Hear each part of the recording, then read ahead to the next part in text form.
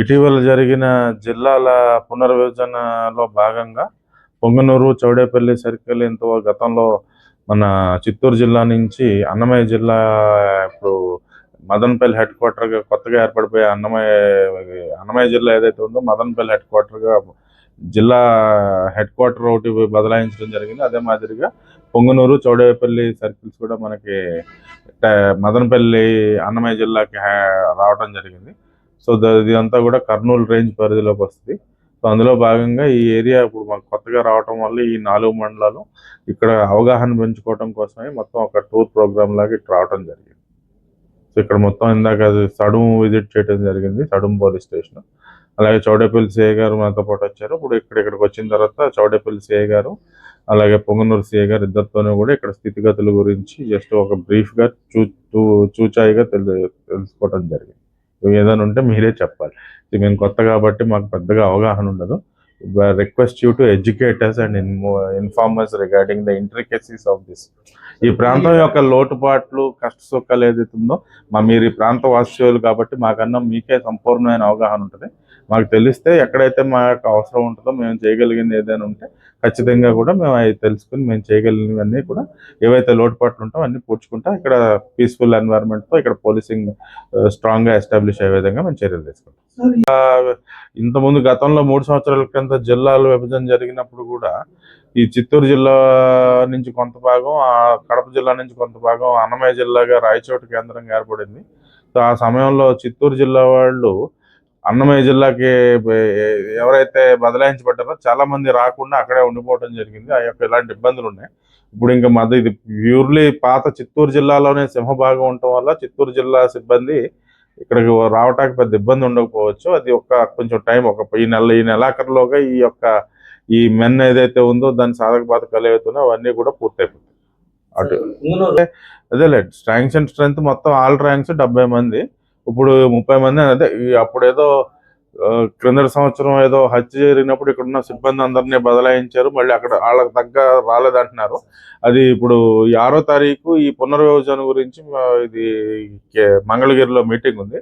అయిన తర్వాత 2 ఎస్పీలు పిలిపించి ఇంకోటి ఏంటంటే చిత్తూరు, అనంతపూర్ రేంజ్ అయినా కానీ కర్నూలు కింద మ్యాన్ పవర్ కంట్రోల్ కర్నూలు కాబట్టి అసలైతే 2 ఎస్పీలని పిలిపించి ఏదైతే సిబ్బంది వ్యవహారం అవుతుందో అది పూర్తి చేస్తాం.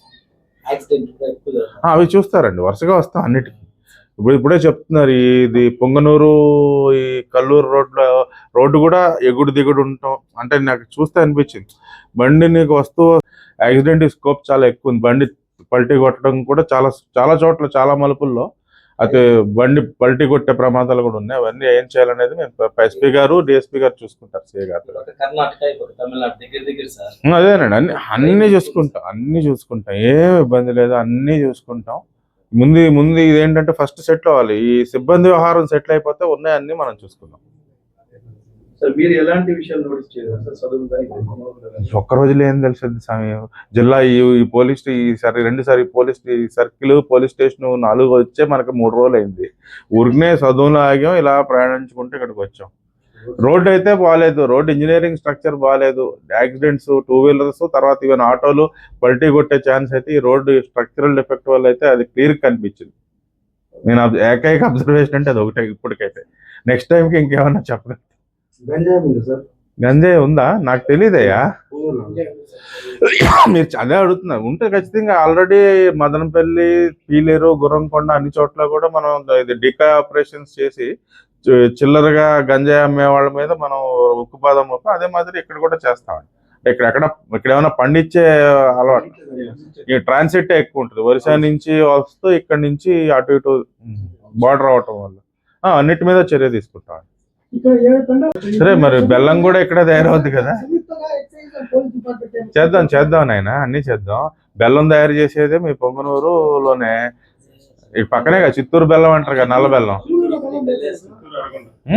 మా వ్యాపారం అంతా పొంగనూరు నుంచి అంట కదా, మాకు నోట్ పంపిస్తారు కదా, చింతపండు బెల్లం వ్యాపారం అంటే ఇక్కడ ముందు బెల్లం లేదు సార్. మరి నల్ల బెల్లం తయారు చేసి ప్రపంచాన్ని అందరికీ సారా కాసుకోట సప్లై చేసేదే మీరు మీ ఊర్లో కాస్తున్నారంటే ఎట్టయ్యా? అంటే అంటే మీరు ఒక మాట అనేది మాట సార్. ఇప్పుడు సార్ ఇది బెల్లం అనేది ఇక్కడ లేదు సార్. ఇప్పుడు అదేనైనా మీ పక్క ఊరే కదా. ఇప్పుడు మీ ఎక్కడ నేను ఎక్కడ కాదు, ఒరిస్సా సరిహద్దులోనూ లేకపోతే ఛత్తీస్గఢ్ సరిహద్దులో బెల్లం పట్టుకుంటే అది చిత్తూరు బెల్లం. మేము పట్టుకుని కేసు కట్టేటప్పటికి చిత్తూరు ఈ బెల్లం తయారీదారులు హైకోర్టు ఆర్డర్ ఉండేది, బెల్లం పట్టుకుంటే కేసు లేదని. పెడతామయ్యా, జనం మరి చేయాలి కదా, వాళ్ళు మార్చాలి కదా. సార్ ఇప్పుడు జిల్లాలో వైఫర్కేషన్ జరిగింది కాబట్టి ప్రజలకు మీరు ఏం చెప్పాలనుకుంటున్నారు సార్? జిల్లా బైఫర్కేషన్ మాత్రం ఏముంటుంది, అధికారులు మారుతారు తప్పితే ఉన్నదంతా జనం వాళ్లే జనం కదా. మేమేదో వీఆర్ లైక్ గెస్. కాకపోతే మా పరిధిలో మేము ఉన్నంతకాలం డెఫినెట్ గా మా to the best of our ability will provide the better services.